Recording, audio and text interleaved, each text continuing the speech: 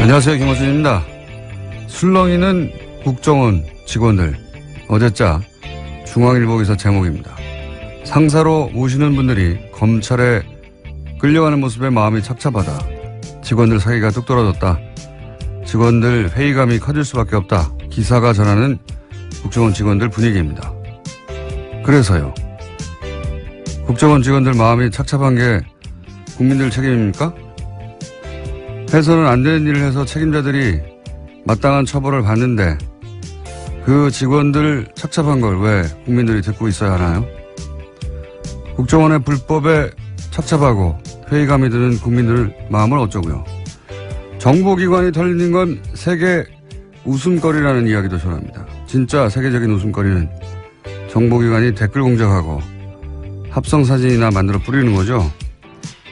국정원 개혁이 제대로 안착할지 회의적이다. 기사는 그렇게 끝을 맺습니다. 그래요? 국정원 직원들이 술렁이니까 다른 정권에서 또 바뀔 거니까 어차피 국정원 개혁이 힘드니까 쓸데없는 짓을 한다는 건가요? 아니면 살살 하자는 겁니까? 여기서 접자는 건가요? 이 기사의 목적이 뭡니까? 김어준의 질문이었습니다.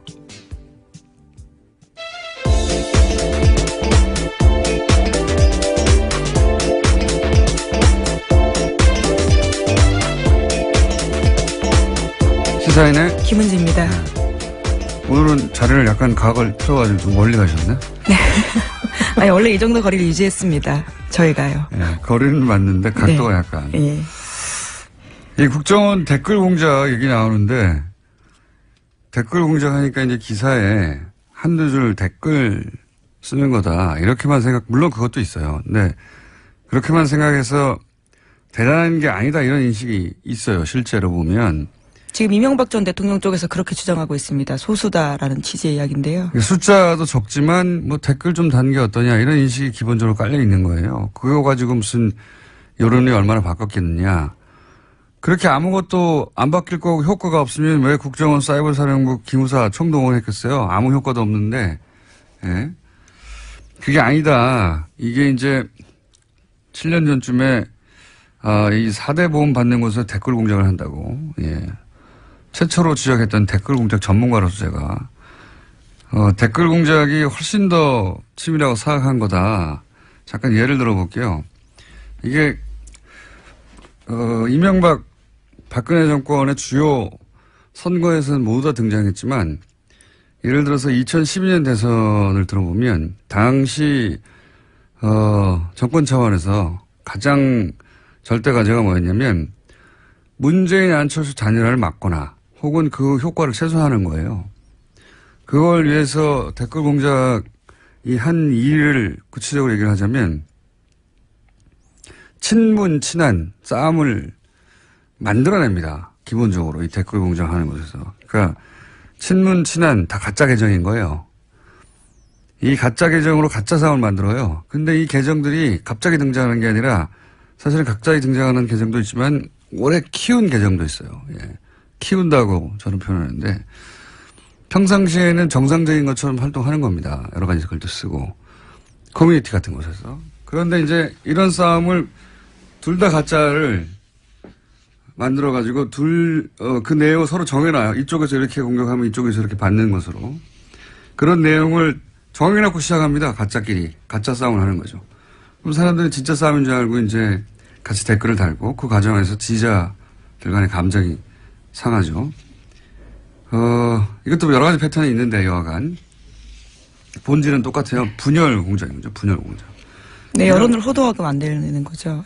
이게 실제 커뮤니티에서만 하는 게 아니라 뭐 트윗도 하고 페이스북도 하고 뭐 카톡도 하고 모든 인터넷 공간에서 하거든요. 이렇게 특정인이나 특정 사안을 특정한 프레임으로 집중적으로 물어가면 강력해요, 사실. 그래서 여론이 정말 그런 건 줄 아는 댓글은 그 일부에 불과한 겁니다. 이게 다 댓글 공작이라는 단어로 다 묶여서 그런 거지. 이렇게 이간질하고 배척하고 하는 진보 분열 공작은 정말 수도 없이 했어요. 수도 없이. 이런 일이 일어나면 여론에 민감한 정치인들이 가장 먼저 영향을 받고요. 그 다음으로는 진보적인 지식인들도 굉장히 영향을 많이 받아요. 그분들의 이제 정보 여론 수집 창구가 온라인이거든요. 댓글 공작이 원래 심리전단에서 시작한 거잖아요. 이게 적을 심리적으로 붕괴시키고 와해시키고 유린하고 그런 전문가 집단이 기획해서 한 거예요. 이게 댓글이라고 하는 어떤 가벼운 뉘앙스 때문에 별거 아닌 것처럼 취급되는데 그렇지 않습니다. 이 국민들 마음을 가지고 조작하고, 예. 굉장히 심각한 범죄예요. 예. 자, 이 부분에 대해서 국정원이 한 일이 엄청난데 그거 외에도 많지만 여기 관해서 이제 수사를 하고 이제 국정원 원장들도 다 지금 박근혜 정부 하에서 국정원장들이 다 구속될 위기에 처해 있잖아요. 예. 네, 지금 현재로서 그런데요. 이게 별거 아닌 것처럼 생각하는 사람들이 기자들 중에도 있는데 대단한 겁니다. 예, 저도 직접적인 피해자입니다. 군 사이버 사령부가 단 댓글 기사들 중에서 보면요. 제가 기무사가 단 댓글이 기무사 관련된 지적하는 기사가 있었는데 그 한 장병 같은 경우에 군에 들어가기 전에 자신의 미니 홈피에다가 이명박 전 대통령 관련된 짤을 올린 게 있습니다. 예, 짤이라면 여기서 예. 뭐 재미있는 사진 같은 예, 것들인데요. 그와 관련해서 기무사가 따로 불려가지고 군에서 그것들을 내리라고 지시한 바가 있는데 그걸 문제라고 기사 쓴 적이 있거든요. 그때 그런 댓글들이 아주 많이 달렸습니다. 기무사가 원래 그런 거 하는 곳이다. 여자라서 뭘 잘 모른다라 했는데요. 이제 와서 보니까 다 돈 받은 댓글 부대들이 쓴 댓글이었더라고요. 이게 타겟이 되면은 기자들 개인이 감당할 수 없는 수준의 공격이 와요. 예. 이거 정치인을 타겟해서도 마찬가지고 당하면은 견디기 힘듭니다. 저 같은 사람 빼고. 정말이에요. 이런 프레임을 감당하기 힘들어요. 예, 좀 성살했습니다. 그때 내가 정말 군을 잘 몰라서 쓴 기사인가 뭐 이런 생각도 좀 했었었는데요. 그렇게 생각할 수밖에 없는데 예. 그게 전망위로 일어난다고 생각해요. 정말 많이 달렸거든요. 그런 게. 정치인들은 금방 넘어가고요. 예. 진보적인 지식인들도 여기 많이 이용됐어요. 예. 어쨌든 이게 별거 아닌 것처럼 하는 다루는 기자들도 정치인도 다 문제예요. 실제 이 실상을 알면 엄청난 겁니다. 지금 드러난 건 빙산의 일각에 불과해요, 사실. 자, 뉴스 합시다. 예, 첫 번째는요. 네, 어제 운영표 전 보건복지부 장관의 2심 선고가 있었습니다. 법원은 삼성물산과 제일모직의 합병 과정에서 청와대 개입이 있었다라고 판단했는데요. 1심에서는 이와 관련된 특별한 판단을 하지 않았는데 2심에서는 판단이 나온 겁니다. 물론 형량 같은 경우에는요. 운영표 전 장관은 1심과 똑같은 징역 2년 6개월이 나왔습니다. 이게 이제 핵심이 1심에서는 박근혜 전 대통령이 지시했냐 안 했냐를 따지지 않았는데 2심에서는 지시했다고 이제 판단했어요. 이게 삼성 합병이 이재용 부회장 입장에서 당시에 당면한 과제 현안이었고 이게 이제 박근혜 전 대통령이 지시했다는 걸 법원이 판단했다는 얘기는 뇌물의 대가성, 예. 대가성에 해당되는 건데 이걸 대통령이 지시했다고 판단했으니까 이제 큰일 난 거는 이재용 부회장이에요. 재판은 문영표 전 복지부 장관 재판이지만 제가 보기에 여기서 가장 큰 영향을 받는 것은 이재용 부회장입니다. 예. 어떡합니까 이거? 예.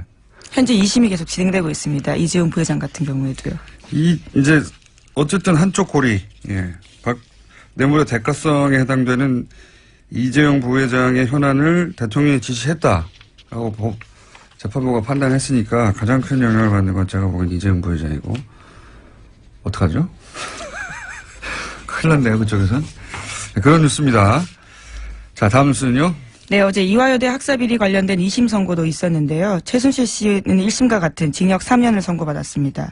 그 밖에 이화여대 교수 등도 모두 감형 없이 1심과 똑같은 선고를 받았는데 어제 재판부는 최순실 씨에게 이렇게 이야기했습니다.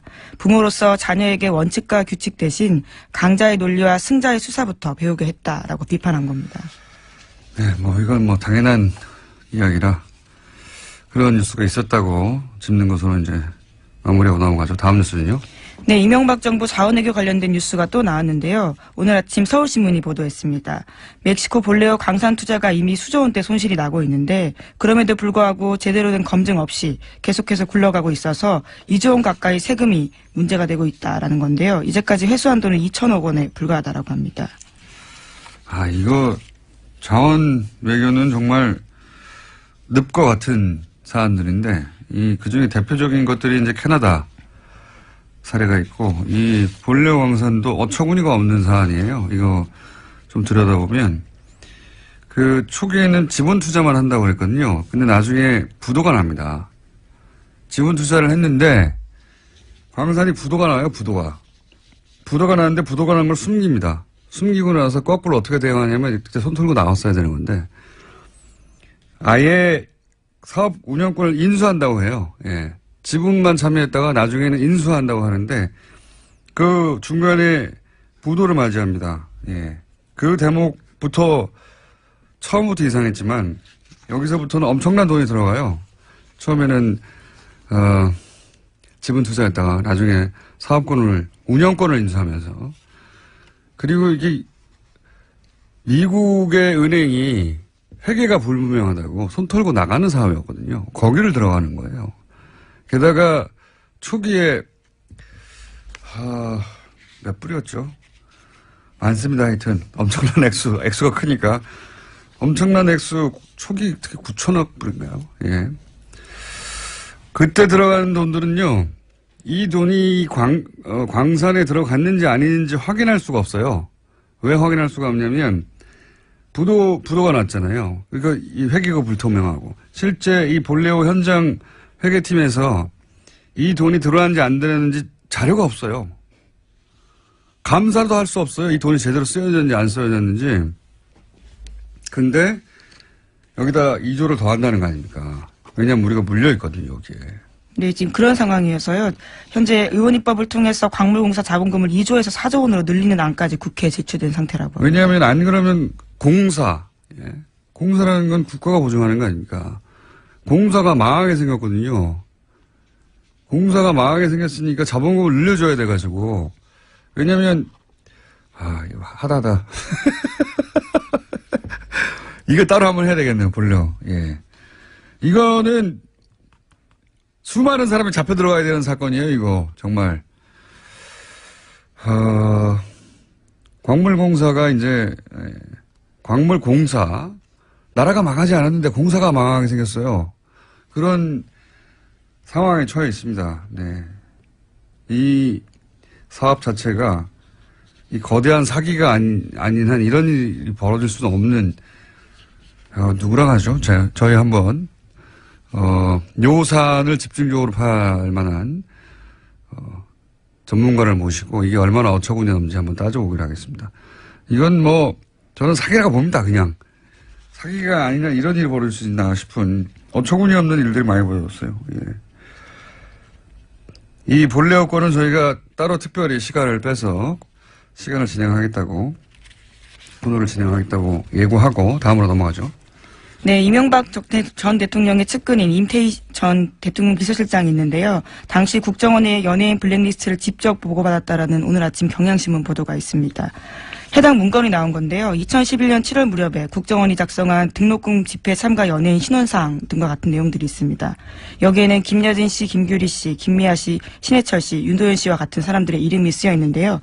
이와 같은 보고를 직접적으로 임태희 전 비서실장이 받았다라는 겁니다. 이게 참, 이명박 박근혜 정권 하에서는 재밌는 것이, 재밌다기보다는 화가 나는 것이, 이런 문건을 밑에서 작성했다고 칩시다. 예.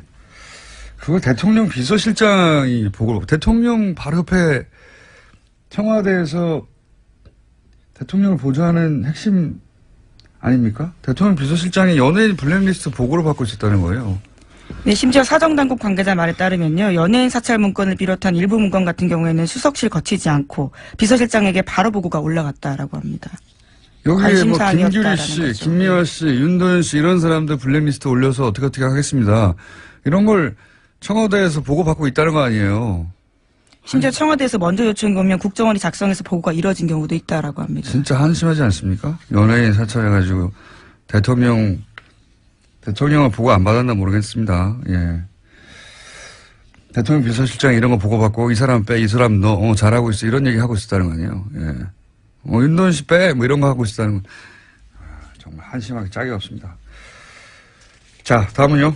네, 또 관련된 뉴스가 하나 더 있는데요. 이명박 정부 당시 국정원이 2010년 5월 달에 MBC가 준비하던 노무현 전 대통령 서거 일주기 특집 방송에 불방 압력을 가한 정황도 확인됐다라고 경향신문이 보도했습니다. 관련해서 김재철 사장은 선거법을 운운하면서요. 국정원 이야기를 듣고 불방 압력을 넣었는데요. 결과적으로 방송은 나갔습니다. 이걸 국정원은 어떻게 할까요? 예. PD가 특정 프로그램에서 어떤 방송을 준비하고 있다. 국정원이 미리 알았으니까, 예. 연락했을 거 아닙니까? 사장한테.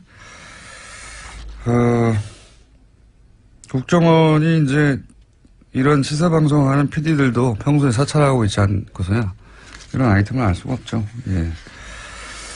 그 사찰, 아니 뭐 연예인들 사찰해가 대통령 비서실장한테 보고하는데, 예. 웬만한 주요 프로그램, 시사적인 프로그램 특히 PD들이 뭘 하는지 사찰은 당연히 했을 거라고 하는 정황이 여기서도 나오네요. 예. 자, 다음은요. 네, 바레인 방문 중인 이명박 전 대통령이요. 어제 페이스북에 자신의 이야기를 좀 올렸습니다. 강연 전문을 올린 건데요. 그 내용들이 좀 눈길을 끕니다. 자신의 어머니가 어려서부터 자기에게 열심히 일해야 한다. 정직하고 성실하게 살아야 한다면서 그러면 하나님께서 기회를 주실 것이다. 라고 해서 그렇게 말씀하셨다라는 내용을 썼습니다. 어머님이 아들이 정직하지 않을까 봐 걱정이 많으셨나 봅니다. 이런 말씀을 많이 하셨다니까. 훌륭한 어머님이시네요. 네, 이명박 전 대통령 같은 경우에는 가훈이 정직이라고도 알려져 있어서요. 네. 어머님 걱정이 많으셨던 거예요. 예. 어머님은 훌륭하셨던 분인 것 같습니다. 네. 미리 아셨던 것 같아요. 자, 시간이 1분 정도 남았다. 네. 저희 PD가 예. 제스처를 하네요. 네, 무엇을 먼저 하면 좋을까요? 제목만 읽고 축축 지나가죠. 예. 네, 국민의당과 바른정당 간의 이른바 중도통합 움직임이 속도를 내고 있습니다. 그래서 어제 안철수, 유승민 두 대표가 비공개로 통합 방식과 형태를 논의하면서 만났습니다. 네, 속도 안 납니다. 자, 다음은요. 네, 도널드 트럼프 미국 대통령이 진짜 미치광이인지 북한이 미국의 한반도 전문가들에게 물어봤다고 미국의 정치 전문 매체 폴리티코가 보도했습니다. 여기서 미치광이는 not이라는 영어 단어인데요. 이렇게 해석했습니다. 예, 꼭 미치광이라는 뜻은 아니지만, 예. 이거 사실 미국 사회에서 주요한 질문입니다. 최근에 부상하고 있는 미국의 정신과 전문의들이 한 27명 모여가지고 똑같은 얘기를 하고 그걸 책으로 내고 그래서 뭐 베스트셀러도 되고 최근 미 의회에서도 대통령의 핵 권한, 전쟁 개시 권한을 축소해야 된다, 제한해야 된다 진행하고 있거든요. 그러니까 결국은 트럼프 대통령의 지금 정신 건강이 전 세계를 멸망시킬 수도 있는 핵무기 버튼을 막힐 만큼 안정적인가 이 질문을 정치권에서도 미국 정신의학에서 하고 있어요. 네, 네. 뉴스 공장을 다 들었는지 이 사람들이. 외교 테이블에서도 굉장히 중요하게 다뤄진다는 건데요. 북한 쪽에서는 트럼프 대통령이 미치광이인지 아니면 단순히 신용하는 것인지 알고 싶어 한다라는 겁니다. 북한만 궁금한 게 아니라 전 세계가 궁금하고 특히 미국 정치권과 정신의학계에서 이 질문을 계속하고 있습니다. 최근에. 그래서 뉴욕타임즈 베스트셀러도 됐어요. 예. 이 책 한번 소개해야 되겠네요. 자세히. 예. 자, 그런 이야기들 오가고 있습니다. 오늘 여기까지 하겠습니다. 시사인의 김은지였습니다. 감사합니다. 포털 네이버의 문제. 네, 저희가 꾸준히 관심을 가지고 다뤄왔던 사안입니다. 그런데 이제 지지난주였던가요? 예. 이 문제를 오랫동안 이야기하셨던 그리고 기사로 쓰셔서 네이버에서 처음으로 기사 재배치가 있었다. 외부 청탁에 의한 인정하게 만드셨던 분이죠. 저희 방송에서 나오셨던 박동희 엠스플 뉴스 대표 기자. 오늘 다시 한번 스튜디오에 나오셨습니다. 안녕하십니까? 네, 안녕하세요. 예. 지난번에 나오셔가지고 이제 그 외부 청탁에 의해서 네이버 기사 재배치가 있었다는 이야기. 네네. 물론 지면으로는 쓰셨지만 네네. 예, 엠스풀 이라고 하는 엠스풀 뉴스가 큰 매체는 아니잖아요. 그렇습니다. 그래서 그렇게 널리 퍼져나가지 않았던 뉴스였는데 네네. 뉴스 공장에 나오신 다음에 전화 좀 받으셨을 것 같은데. 꽤 많이 받았습니다. 네. 네, 여기저기 에디터 출연해달라는 뭐 제안도 많이 왔었는데요. 그거 말고 협박 같은 네. 건 없어요. 너 죽을래? 이런 거. 뭐 실질적으로 회사에 들어오는 게 있었죠. 네, 그렇군요. 불이익 같은 게 있었죠. 네. 여러 가지. 네. 네. 네. 고소당하고 싶냐? 서초동 자주 드나들고 싶어? 이런 이야기에 가까운 그런 얘기 있었을 거라고 봐요. 예. 그런데 거기서 그치지 않고 이제 한 방을 더 하시려고 나오셨어요. 예, 오늘은 어떤 이야기입니까? 네, 네이버의 외부 청탁은 기사 재배치는 이미 기사화됐고 또 뉴스공장을 통해서도 많은 분에게 알려졌는데요. 예. 저희가 취재했던 건 기사 재배치도 재배치지만 네이버 이 직원의 예. 좀 더 구체적으로 설명하면 이 에디터와 예. 특정 업체 유착 관계에 관해서 계속 취재해 왔고 어느 정도 저희가 밝혀냈습니다. 지난 시간에 얘기했던 것은 네이버가 네네. 외부 기관의 네네. 청탁에 의해서 기사를 잘 안 보이도록 네네. 예, 그 기관이 불편해하는 기사는 안 보이도록 재배치한다. 네네. 그런 보도였고 네이버가 그걸 인정을 처음으로 했었죠. 네네. 예. 그런데 이번에는 그보다 좀 더 구체적으로 네. 그때는 기관이었는데 이번에는 업체, 네네. 예, 업체 단위와 그때는 이사였는데 이제는 네. 그보다 더 아래 에디터 단위, 네네. 구체적으로 네네. 유착이라고 볼 수 있는 관계가 있다. 그렇습니다. 사실 네이버 에디터와 이 업체 간의 유착 관계에 대해서는 네. 그동안에 끊임없이 의혹이 제기돼 왔었는데요. 네. 뭐 네이버가 저희 보도 나가기 전까지 기사 재배치 그런 건 있을 수 없다라고 했습니다만 기사 나가자마자 바로 사과를 하고 인정을 했었거든요. 예. 근데 이 업체와 에디터 간의 이 부적절한 관계에 대해서 만약에 다시 한번 보도가 된다면 네이버가 어떤 반응을 볼지 모르겠는데요. 결과적으로 업체가 에디터에게 향응을 제공하고 이 에디터가 이 업체의 뒤를 봐줬다는 내용입니다. 그렇군요. 네. 자, 이게 그러면은 훨씬 상시적일 수 있는 사안인데. 네네. 그렇죠. 네. 예.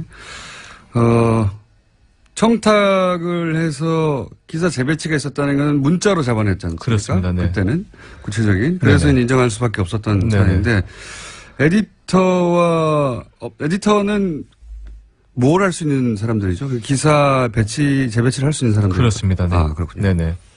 기사 재배치나 뭐 기사가 잘 보이게 안 보이게 일면에 이런 걸 할 수 있는 권한을 가진 사람들. 그렇습니다. 편집 권한을 가지고 있다고 보시면 좋을 것 같습니다. 막강한 권한을 가진 사람들인데 이 에디터와 특정 업체와 유착관계. 네네. 그게 밝혀지면 그러면 기사 노출에 대한 신뢰도, 공정성. 네네. 당연히 큰 문제가 생기는 거죠. 그렇죠. 이 기사 재배치가 어떻게 보면 언론 농단이라고 보게 된다면 이 만약에 이 업체와 에디터 간의 관계가 이 부적절한 관계가 사실로 드러나게 된다면 이거는 글쎄요. 포털한 거대 권력이 언론을 떠나서 이제 본인들의 자사 이익과 직원 이익을 위해서 이 포털의 공정성을 이용한다고 봐도 포털의 힘을 이용하는 네네. 거죠. 예. 포털은 이미 대한민국에서 가장 강력한 미디어니까요. 네네. 이건 예를 들어서 편집장. 네네. 예. 조선일보 편집장. 네. 혹은 주요 일간지 편집장이 특정 업체로부터 지속적으로 향을 제공받아서 네. 거기 유리한 기사를 썼다. 이러면 큰 사회적 문제가 되거든요. 그럼요. 예. 네. 그런 것과 마찬가지 맥락의 일인데 구체적으로 어떤 일이 있었습니까? 네, 의혹이 불거진 건 네이버 자동차 섹션입니다. 이 네이버 자동차 섹션 이 모 에디터가 유명 수입차 홍보 대행사로부터 시승을 핑계로 짧게는 반년, 길게는 반년, 짧게는 5일 이상씩 차를 빌려 탔다는 소문이 업계에 싹 퍼져 있었는데요. 시승을 반년 동안 해요. 네, 근데 고마운 곳이네요, 홍보대행사가. 예. 근데 시승차라고 하니까요. 네. 근데 한술 더 떠서 이 업체 대표 차를 이 에디터가 자기 와이프 차로 속이고 1년가량 탔다라는 제보가 들어왔거든요. 네. 6개월 정도도 아니고 어떤 네네. 거는 아예 와이프 차라고 하고 아예 네네. 시승차를 1년 동안 제공받기도 했다. 그렇습니다.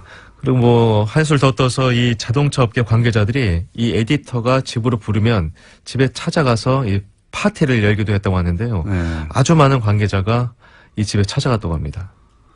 막강한 힘이네요. 예. 그러니까 그러니까 업체 한 곳이 아니라 여러 업체들이. 네네. 예. 그러면서 그 업체들이 자신들의 차량을 이렇게 시승차라는 명목으로 짧게는 며칠, 길게는 6개월 혹은 1년도 제공하고. 네네.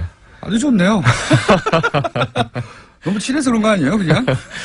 근데 이게 재미난 게요. 예. 이게 만약에 이 사람이 기자라고 한다면, 현직 기자라고 한다면 시승을 할 수 있겠죠. 예. 왜냐면 시승기를 써야 되니까. 예. 근데 이 네이버 자동차 에디터 이 모 씨는 네이버 입사 전까지는 자동차 전문 기자였습니다만 네이버 입사 이후로는 그렇진 않거든요. 네이버 직원이잖아요. 직접 시승기를 쓴 적은 한 번도 없다. 네, 근데 본인이 저희가 찾아가서 물어봤죠. 예. 이 시승차를 이렇게 오랫동안 타고 또 네이버 에디터 굳이 그 특정 업체 시승차를 탈 필요가 있느냐. 본인 역시도 제가 그 차를 시승한 건 사실이지만 시승기는 쓴 바가 없다. 네, 그러니까 이게 직무 연관성과는 관계가 없지 않느냐. 아하. 얘기를 하는데 그렇다면 왜 시승차를 굳이 6개월 1년씩 탔냐. 네네. 차가 좋아서 시승하라고 제공해 주니까. 그리고 사실관계는 확인이 된 겁니까? 네, 6개월 1년 이런 말씀 하신 거예요? 저희가 취재를 해봤는데요. 특히나 이 대차를 많이 해준 것이 이 독일 수입차 브랜드가 많았습니다. 그렇겠죠, 아무래도. 네네. 왜냐하면 디젤 게이트 이후에 제가 업계를 취재해보니까 아무래도 이 브랜드 이미지를 개선하기 위해서 전방위적인 노력을 했다라고 하는데요. 저희가 이 길게는 6개월 정도 차를 이 대차 이 시승차로 줬다는 그 이 독일 브랜드를 찾아갔는데 시승차를 빌려준 적은 있다. 6개월은 아니고 10일 정도 된다라고 해서 저희가 그러면 서류를 좀 볼 수 있느냐 했더니 관련 서류가 있긴 한데 보여드릴 수는 없다. 네, 그런 얘기를 했는데 더 저희가 석연치 않았던 건 뭐냐면요. 이 독일 이 자동차 브랜드가 큰 문제가 됐던 이 수입차 브랜드였었는데 이 업계에서는 언제부터인가 이 브랜드의 긍정적인 이미지의 포스나 기사들이 네이버에 많이 등장했다. 네네, 이런 얘기가 들렸습니다. 이게 그럼 6개월간 혹은 뭐 1년 가까이 이렇게 특정 시승차를 계속 시승했다는 것은 제보를 받고 이제 취재를 시작하신 거죠? 네, 제보를 받고 취재를 했고요. 네. 제보 중에서 뭐 틀린 것도 많이 있으니까요. 그래서 저희가 여러 자료나 서류를 다 취합을 하고 직접 대면 취재를 했었는데요. 제가 이 사건에서 가장 큰 문제는 이제 수입차 브랜드지만 이 업체 대표의 차를 본인이 몰고 다녔다는 의혹이었었는데요. 아예 예를 들어서 수입차 홍보 대행사 네네. 대표의 차를 수입차는 아니었었고요. 네. 제가 취재 중 이 네이버 에디터에 와이프 차가 있었어요. 예. 이것이 독일 브랜드인데 근데 이분이 이 차를 본인 와이프 차라고 소개를 하고 다녔어요. 예. 근데 이분이 이 SNS나 블로그를 굉장히 많이 하신 분이라서 예. 차량을 세 대를 소유하고 계신데 유독 이 차량만 예. 번호판을 가렸어요. 계속해서. 네. 예. 다른 사람 지인이 이 에디터 와이프의 차를 찍었을 때도 본인 블로그가 있는데도 이상하게 이 차만 다 포토샵 처리가 돼 있었습니다. 이건 뭐 부인의 사생활 보호로 해서 그럴 네네. 수 있는데. 네. 예. 그런데. 네, 저희도 그렇게 생각을 했는데요. 예. 취재 결과 이 에디터 이 와이프의 차는 이게 이 유명 자동차 오디오 장착업체 대표의 차였습니다. 네. 제가 차량 등록이 그쪽으로 돼 있었다? 네, 차량 자동차 회사가 아니라 자동차 오디오 회사의 그렇죠. 네. 그 회사의 대표 명의로 돼 있던 네. 차였다. 대표의 차였었는데 이게 참 재미난 게 뭐였었냐면요. 이 네이버 에디터가 문제 차를 물기 시작한 게 지난해 9월이었습니다. 네. 많은 자료에도 나와 있는데요. 하지만 이 에디터로 차 명의가 이전된 건 올 8월입니다. 네. 거의 1년 동안 이 유명 자동차 오디오 장착 업체 대표의 차를 몰고 다녔던 겁니다. 거의 1년 동안. 네네. 부인이. 그렇죠. 예. 네. 번호판을 가리면서. 네네. 예. SNS에서는. 그래서 아마 이건 확인된 사항이고. 확인된 사항입니다. 네네네. 그러니까 자동차뿐만 아니라 자동차 관련한 업체들. 네네. 로부터 이런 특혜 혹은 뭐 서비스라고 해야 되나요? 예, 이런 걸 제공받았을 개연성이 상당하네요. 예. 네. 예. 저희가 이 두 분의 6개월은 확인된 건 아니죠, 아직은. 6개월은 아직까지는 확인된 건 아닙니다만 예. 이 차 유명 이 자동차 오디오 장착 업체 대표의 차를 1년간 1년간 몰고 다닌 사실을 확인을 했습니다. 그거는 확인됐다. 네네. 예. 혹시 에디터에게 네네. 부인의 차량이 이런 상황인 것은 알고 있었냐고 물어보셨어요? 네, 물어봤습니다. 그랬더니 뭐라고 합니까? 후배 차를 이 중고차로 네. 샀다라고만 얘기하고 그 이후로는 연락을 끊었는데요. 네, 후배차를 그러니까 오디오 업체 사장이 후배일 수도 있다는 얘기네요? 뭐 두 분의 사이가 네. 친했던 거는 보입니다만은 네. 친했던 건 보입니다만 어쨌거나 이 샀는데 명의는 1년 동안 변경하지 않았다. 그거는 설득력이 좀 떨어지지 않을까요? 예. 근데 이 유명 이 자동차 오디오 업체 대표의 얘기는 예. 이건 내 차가 아니다. 나도 시승만 했을 뿐이다. 전혀 모른다. 네, 이런 답변을 들려줬습니다. 네. 그분 말이 사실이라면 누구 네. 말이 맞는지 모르겠지만 네. 오디오 업체 사장님의 말이 맞다면 본인 명의로 샀지만 사실은 차량을 시승만 하고 제공했다. 네네. 이렇게 볼 정황이네요. 근데 이게 이 김영란법 이후로 네. 이 자동차 매체 기자들도 48시간 이상 시승차를 탈 수 없거든요. 네. 그런데 물론 네이버가 언론사가 아니어서 김영란법에 해당은 되지 않습니다만 아무리 그래도 1년여간에 네. 이걸 시승기를 탔다 보면은 이거는 좀 말이 안 설득력이 되죠. 떨어지지 않을까 네, 싶습니다. 말이 안 됩니다. 네네. 그런 구체적인 상황이 좀 나왔군요. 예. 근데 지금은 자동차 관련 섹션만 얘기하고 있습니다만 네네. 구체적으로 잡힌 게 그거라서 다른 분야도 이런 의구심을 가져볼 만한데요. 네네. 예. 그 다른 분야 얘기하기 전에 그러면 대가성이 있느냐? 네네. 보통 이제 정치권에서 나오는 얘기인데 그런 얘기를 할 때 그런 업체나 혹은 그런 브랜드의 자동차들이 네이버에서 긍정적으로 혹은 자주 노출되었다는 게 확인돼야 되잖아요. 그렇습니다. 그것도 입증하기는 쉽지 않습니다. 예. 그렇습니다. 이 업체 대표가 뭐 차를 그냥 줬을 리는 없을 거고요. 예. 네. 대가가 있지 않았을까 한번 확인을 해봤습니다. 예. 저희가 취재하는 과정에 이 업체 대표가 이 포스트란 걸 작성합니다. 이 포스트가 뭐냐면 페이스북이랑 비슷하다고 보시면 되는데요. 페이스북과 비슷한. 그 페이스북과 블로그가 좀 합쳤다고 볼 수가 있는데 네이버가 네이버만의 서비스인가 보죠? 그렇습니다. 네. 네. 근데 이 업체 대표가 작성한 포스트를 네이버 자동차 섹션에 올리게 되면 사람들이 많이 볼 수 있는 곳에 이 에디터가 배치했다라는 의혹을 지금 받고 있는데요. 이 두 분 사이가 뭐 친했다 손 쳐도 네. 이 그건 또 상관없는 얘기죠. 그렇죠. 네네. 이 네이버 에디터가 이 특정 업체 차 대표 차를 몰고 다니기 시작한 시점부터 이 업체 대표의 이 포스트가 이 네이버 자동차 주요 부분에 더 자주 배치된 것만은 제가 확인을 하였습니다. 네. 캡처도 자주 하셔야 되겠는데. 민원연과 같이 작업을 좀 해보셔야 될 것 같아요. 영광입니다. 민원연은 초 단위로 네네. 캡처하기 시작했거든요. 네네. 예, 이게 포탈은 어마어마한 생태계라서 네. 시간이 좀만 지나도 네. 어떻게 되는지 기록을 찾을 수가 없어요. 그렇습니다. 예, 그래서 네. 초 단위로 기록해야 됩니다. 네네. 모조리 다 캡처하는 거. 언제 무슨 일이 있을지 모르거든요. 네네. 그래서 되돌아가가지고 몇 월 며칠 날 몇 시부터 몇 시까지 무슨 일이 있었지? 네네. 캡처한 거를 확인해야 네. 비로소 입증할 수 있으니까요. 그 의혹을. 당사자들은 그럼 물론 사실이 아니라고 하겠네요. 그죠? 네네. 그렇습니다. 자, 이런 이야기를 하기 시작하면, 네. 무척 곤란한 처지에 처하실 수도 있겠습니다. 여러모로. 네네. 그런 징후가 보이고 있습니까?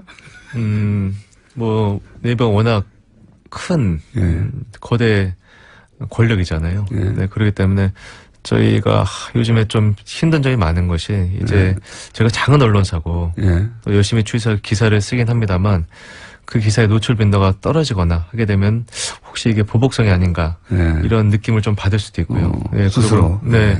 그냥 기사가 인기 없어서 그럴 수도 있어요.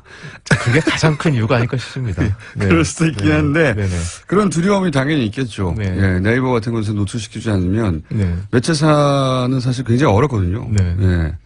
그럼에도 불구하고 이런 기사를 계속 쓰시는 이유는 그동안 들은 이야기가 너무 많기 때문입니까? 그동안 취재했던 내용이 너무 많고요. 그리고 요번에 네이버 한성수 대표가 예. 구글을 새로운 프레임으로 삼아서 예, 예. 또 이제 구글이 바로 서야 된다 이런 식으로 말씀하고 계시잖아요. 예. 구글 세금 문제도 얘기하고. 네네네. 예. 구글을 공격하는 것으로. 네. 예. 근데 그 전에 기사 재배치 건도 네. 저희가 취재를 오랫동안 했기 때문에 네이버 한성수 대표 분명히 알고 있었고 네. 이 건 역시도 네이버 이 법무팀이나 홍보팀에 이 취재 내용이 들어간 것으로 알고 있는데 그렇겠죠. 네, 네이버 홍보실은 지금까지 단 한 번도 답변을 한 적이 없습니다. 무려 7개월 동안 네. 단 한 차례도 답변을 들려주지 않았는데 저희가 네이버 내부 관계자로부터 들은 거는 저희가 작은 실수를 범했을 때 네. 바로 역공에 들어오기 위해서 답변을 그렇겠죠. 주지 않는 것이라고 했는데요. 그렇겠죠. 당연히. 네, 저는 이 모든 사건의 몸통이 한성숙 대표라고 보고 있고요.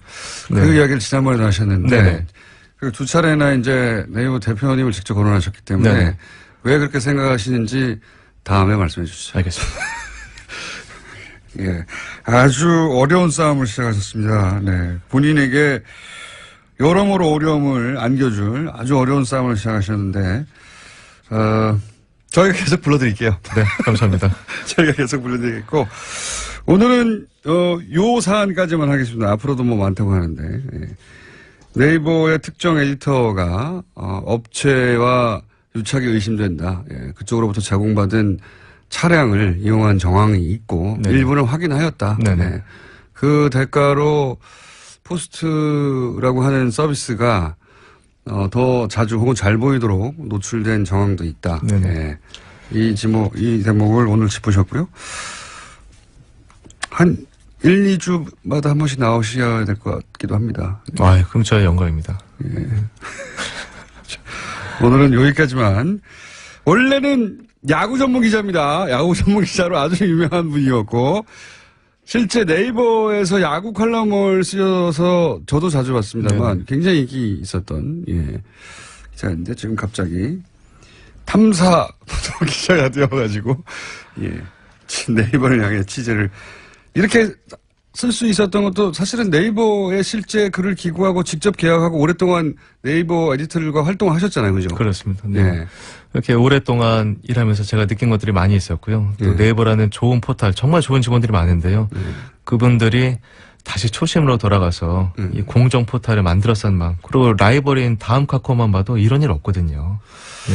없는지 아닌지는 모르겠습니다. 네네. 적어도 본인이 직접 겪은 것은 네이버에서 아니라, 그렇습니다. 예, 몇 가지 앞으로 더 문제 제기를 하실 것 같고요. 네. 예, 어려움에 처하실 가능성이 매우 높습니다. 예, 그럴 때마다, 준 법조에 있는 저에게 연락을 주시고, 그리고 아는 변호사도 소개해 드릴 수 있고요. 네. 본인도 여러 가지로 주의하시고요. 예. 네, 명심하겠습니다. 네. 자, 오늘은 여기까지 하겠습니다. 네, 다음 시간 예약해두고, 지금까지 엠스프레 박동희 대표 기자였습니다. 감사합니다. 네, 고맙습니다. 자, 시간이 짧아서, 네, 그냥 소개 안 하고 진행하겠습니다. 3분만 있으면 되는 걸 왜 이렇게 시간을 많이 잡으셨어요? 네. 앞에 얘기 재밌더만. 예, 7분. 예. 7분. 너무 길다. 7분에 남았네요. 3분이면 딱 좋은데. 누군지 소개하지 않고 바로 사안으로 예, 들어가겠습니다. 그렇죠. 예. 양모 씨 나오셨습니다. 양모 변호사. 준법조인이세요? 근데? 밖에서 쓰다 깜짝 네, 놀랐네. 준법조인이에요, 제가. 깜짝 깜짝깜짝 놀- 또 이상한 또 소문을 지기를 가지셨나? 예, 원래 이 재판정 오래 달아들면 그렇죠. 어제도 받으셨지, 참. 공직선거법 위반으로. 예. 예. 그게 벌써 5년 전, 6년 전 그러게요. 사이인데 아이도 재판하고 있습니다. 깜짝 놀랐어요, 저도. 이제. 예. 사건문을 잊어먹었네, 근데. 잠깐. 자, 오늘 무슨 예. 사건입니까? 오늘 이화여대 학사비리 관련해서 최순실 씨 어제 재판 또 항소심 결론이 나왔거든요. 네. 뭐 결론은 똑같아요. 근데 정말 오늘 6분밖에 없으니까 빨리 해주세요. 하나도 틀리지 않고 실형 3년 그대로 유지가 됐고, 네. 그다음에 최경희 총장이나 그 강경숙 전 산업대학원장 또 그대로 2년 실형 유지가 됐습니다. 그 남궁옥 학사처장이었죠. 다 그분도 실형 유지가 되고 다 똑같은데 1년 왜 나왔어요? 다 똑같아요. 오늘? 이거 하자 그러셨잖아요. 박동희 기자하고 더 얘기 길게 할 걸 그랬네요. 그러게 말이에요. 다 똑같습니다. 예, 네, 1심과 똑같아요. 똑같습니다. 예, 1심과 똑같아요. 변호사들만 기운이 많이 빠지죠, 이럴 때는. 예. 근데 이제 재판부에서는 뭐 뉴스를 다른 읽으세요. 것보다도 다 똑같으니까. 이렇게 하고 끝나면 되는 거 아닙니까? 다른 거죠. 다른 게 뭡니까, 다른 게? 다른 게 없어요, 사실. 다른 게 없어요. 다른 게 없다고 합니다. 다른 게 없어요. 근데 말은 이제 좀 일침을 가한다고 재판부에서도 네. 부모로서 이제 자녀에게 원칙과 규칙이 아니라 강자의 논리와 승자의 수사를 배우겠다라는 네. 좀 나름 멋진 말을 하셨고요. 예. 교수들한테도 왜 교수들이 제자들에게는 정의를 얘기하면서 스스로는 부정과 편법을 저질렀느냐 라면서 질타를 했는데 의미를 굳이 찾자면 3년 실형이 사실상 확정이 된 거죠. 네, 대법원 가서 받을 그렇죠. 가능성이 별로 없기 때문에. 거의 없죠, 이제. 그러면 이제 최순실의 그 구속이 이제 오는 19일로 만료가 되는데 예. 16일쯤에 이제 3차 영장 청구를 한다고 하거든요. 예. 그 영장실질심사에서 영장실질심사라는 판사 입장에서는 3년 실형이 확정된 사람이기 때문에 영장을 발부해 줄 가능성이 훨씬 높아졌다라는 거죠. 그렇죠, 뭐, 사실. 네. 실형도 확정. 너무 뻔한 얘기인가요, 이것도? 아, 전문 피의자 입장으로서 너무, 피고인 입장으로서 너무 뻔한 얘기인데 하여튼. 모르는 얘기를 좀 해주세요. 예, 모르는 얘기. 근데 이제 이런 생각이 듭니다. 이대 사건 처음 났을 때,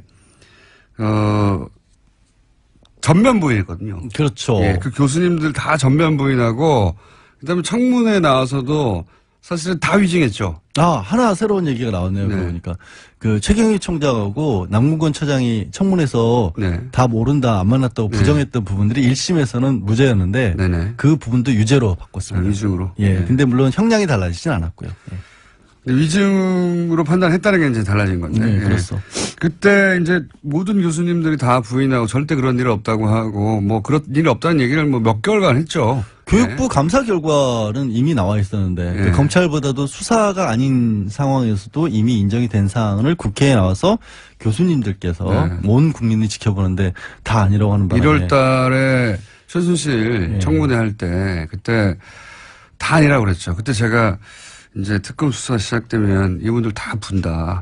그때 우리 또 경고를 했었잖아요. 이렇게 네. 특검하고 교육부하고 많이 다르다. 학교에 사실은 일대로 하다간 큰일 난다. 치료실 들어가시면 네. 다 이때 사실 교수님들 이런 게 있거든요. 본인들이 항상 학생들이나 누군가를 대상으로 가르치고 본인들이 가르치는 것에 대해서 이제 반론을 제기받는 경우 드물고. 그때 제가 네. 그런 얘기 들었었죠. 교수님들을 의뢰인으로 삼았을 때 굉장히 어려움을 겪었던 적이 많다. 제가 이렇게 이 사안이 이렇게 돌아가는 게 아니다라고 하면 그게 아니라 당신이 잘못 알고 있는 거다. 가르치려고 하시고. 네. 그- 혹시 그런 일이 이번에도 반복된 게 아닌가 싶어요. 아니, 그래서 저 예언을 했었잖아요. 네. 검찰 들어가면 다 소용없고. 큰일 날 것이다. 다 소용없고 다 그게 털리게 돼 11개월 있다고. 전 일이네요. 그러고 보니까. 벌써 1년이 다 돼갑니다. 자, 그러면 이렇게 3분 만에 다 끝났어요. 아까 그러니까- 제가 얘기했잖아요. 3분이면 충분하다고. 그러니까 우리가 6분을 드린 게 얼마나 깁니까? 네. 아유, 정말. 컵라면 2개 드셔야 됩니다. 최순실 씨가 고영태 씨한테 이 모든 사태가 고영태한테 자신이 당해서 그런 거라고. 그거는 주장하고 이제 있잖아요. 고영태 씨가 재판을 받고 있는데 지난번에는 최순실 씨의 재판에 고영태 씨가 주로 증인으로 나왔었고 네. 고영태 씨가 인천 세관장을 추천하는 과정에서 2,200만 원 예. 가량을 받았다는 혐의로 재판을 피고로서 받고 있는데 네. 최순실 씨가 증인으로 나온 겁니다. 네. 그렇게 증인으로 나오다. 증인으로 안 안 나오는 분이. 본인은 안 나오려고 했는데 예. 이 얘기를 합니다. 법정에서. 저 사람 사실 뭐 전과도 있는 사람인데 고영태가 예. 전과도 있는 사람인데 국회의원 33명이 탄원서를 내줬다는 게 너무 기가 막혀서 나왔다라고 하면서 기가 막혀서 나왔다. 본인이 굉장히 억울하다고 강변을 예. 했고요. 재미있는 표현을 또 씁니다. 고영태 씨가 2,200만 원 받은 적 없는데 200만 원가량 상품권을 받아서 예. 내가 최순실 씨한테 전달을 해줬다 그랬더니 내가 그런 거 받을 군번이 아니다. 최순실 군대를 씨는 다녀왔는데. 액수의 많고 적음을 따지지 않더라고요, 보니까. 아니 근데 본인은 얘기를 한 거죠. 200만 원 정도 내가 받을 사람이 아니다. 200만 원이라고 뿌리칠 사람이 아닌 거죠. 그런 거였나요? 그러니까 본인은 그렇게 얘기했어요. 주는 거는 다 받는 분인 것 같던데. 그리고 나와서 이제 국정농단 관련해서 계속해서 반복하고 있는 주장이긴 합니다만 이 고영태한테 나도 당한 사람이다. 그러니까요. 예. 그러니까 이 변호사가 프레임으로 계속 밀고 나가고 증인 있어요. 신문을 하는 과정에서 국정농단이라는 얘기를 꺼내자마자 버럭하면서 그 단어 쓰지도 말라. 고영태가 기획한 것에 일부 검사들과 언론사가 속아 넘어가서 내지는 합작을 해서 우리를 이렇게 공경에 처하게 만들었다라는 거죠. 고영태 씨가 그러니까 대통령도 움직이고 장관도 그렇죠. 움직이고 다 한 거죠, 다. 혹시 고영태 씨한테 뭐 이렇게 넘어간 거예요? 저는 고영태 씨가 개인적으로 이 펜싱하는 후배라서 좀 간접적으로 알거든요. 펜싱은 본인이 펜싱도 합니까? 저 펜싱 선수 출신이에요, 저도. 아니 초등학교 때 아니, 대학교 때까지. 진짜로? 서울시 아마추어 선수였어요. 아마추어. 네. 취미 활동 같은 거 얘기하지 말고. 취미 활동 선수라니까. 왜 이래요? 이 프레임으로 최순실과 일관되게 밀고 나가잖아요, 최순실 씨가. 이게 0.1%라도 재판부에 의해 받아들일 가능성이 있습니까? 재판부는 받아들일 생각이 아예 없고요. 예. 이거 정치적인 얘기인 거죠. 근데 하나를 말씀드려요. 아까 최순실 3년 받은 게 예. 이게 좀 이상한 상황인 게 이거를 사건을 병합해서 심리를 하지는 않고 이게 내용이 워낙 다르니까 학사비리는 학사비리대로 따로 예. 그다음에 뇌물이라든가 직권남용 부분은 따로 재판부에서 재판을 하고 있잖아요. 예. 이렇게 될 경우에는 나중에 판사님들이 판결할 때 굉장히 힘들어하십니다. 그러니까 다 같이 모아서 재판을 하면 다 뭉뚱그려서 몇 년이라고 선고를 해야 되는데 따로따로 이다 보니까 이걸 그냥 내버려두고 합산을 시킬까? 양지열 변호사였습니다. 저였어요. 노르가즘 많은 분들이 기다리시는 코너. 오늘도 정의당 노회찬 원내대표 나오셨습니다. 안녕하십니까? 네, 안녕하십니까. 네. 이명박 전 대통령이 발행에 가서 연설을 하셨는데 네네. 거기서 또 집안의 가훈이 정직이라는 그런 내용도 등장하고 그랬습니다. 정직이라고 하면 정직 처분. 사실 정직 됐어야 되는 분인데. 아니, 이명박 대통령 가훈이 정직이라고 해서 저희가 오늘 네. 2부 진행하면서 제작진이 방언을 적어야 되겠다, 우리도. 예. MB 가훈이 정직이라면 우리는 침묵이다. 방언이. 예. 침묵 또는 겸손 이런 거 있지 않습니까? 네. 자, 방언을 좀 정해 주십시오. 예. 배려. 저희 방송의 방언은 배려, 사랑, 침묵. 좋네요. 예. 네. 겸손. 침묵은 불가능하고. 엄숙. 그쪽도 정직이라는데요. 예. 정직을 이길 수는 없다고 봅니다.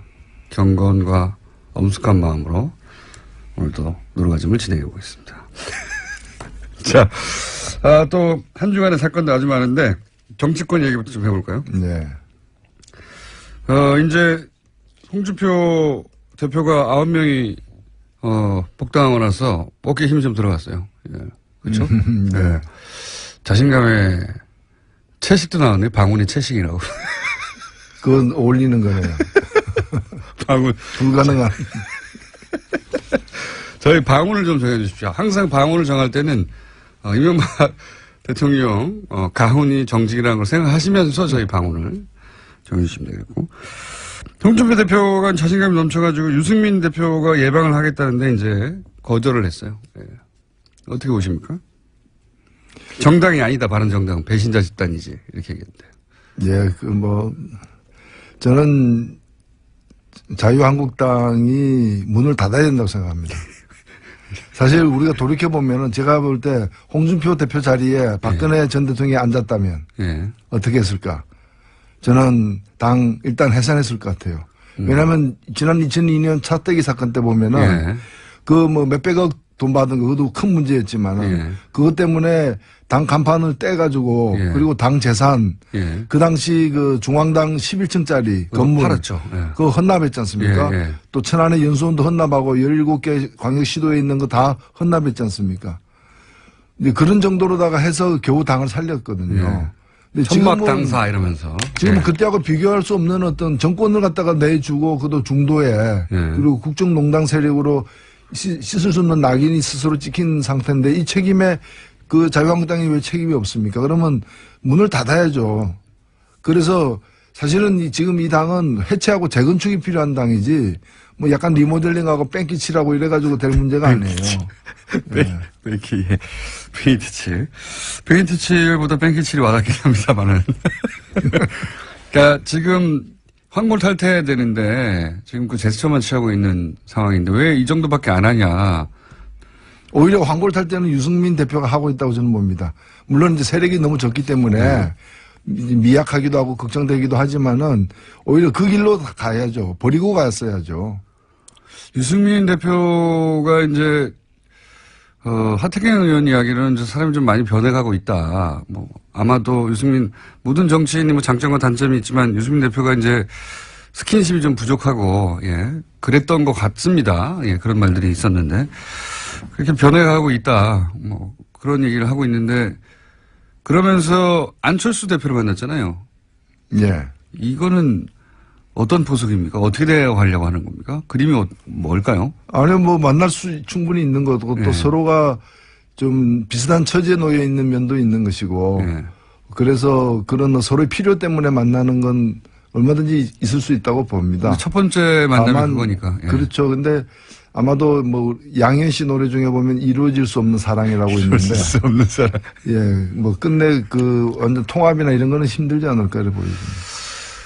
안철수 대표 쪽에서 오히려 더, 뭐랄까요. 간절한 것 같아요, 지금. 그렇죠. 전혀 뭐 손해볼 게 없는 게임이라고 보고 있는 거죠. 예, 흡수, 예. 합병, 예. 흡사병. 예, 더 나쁘지 않다고 이렇게 보는 거죠. 사실상 사람들은 당대당 통합이라 하더라도 흡사병처럼 보이겠죠. 예. 근데 그게 실제로 가능한가에 대해서는 의문이 있는 것이, 예.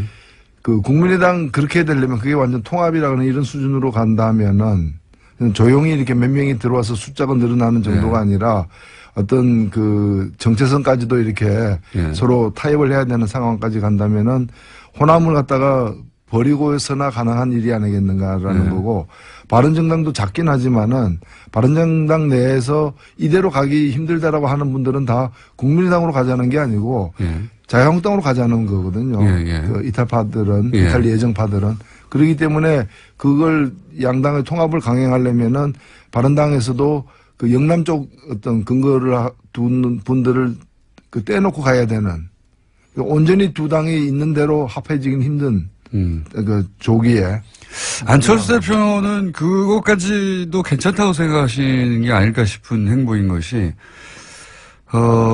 뭐, 호남계 의원들이 당연히 그 바른정당과 합치는 데 있어서 햇볕 정책에 대한, 예, 뭐, 견해 차이가 워낙 크고, 바른정당하고, 대북 정책에 대한 그 견해 차이가 워낙 커서, 호남계 그 의원들은 우리가 그거 버리고 갈 수는 없다 얘기하고 있지 않습니까? 근데 그럼에도 불구하고 계속 같은 방향으로 나아가는 걸 보면 안철수 대표의 그림은 그런 거 아닐까요? 그 호남계 의원들이 일부 떨어져 나가더라도 상관없고, 그래서 조금 더 색깔이 보수에 가까워지는 것도 개의치 않고, 그리고 이제 유승민 의원과 그렇게 이제 호남계 의원들이 일부 떨어져 나온 다음에 합치고 자유한국당의 대선 후보가 누가 있냐. 홍준표 후보가 다시 대선 후보로 나올 수 있겠느냐.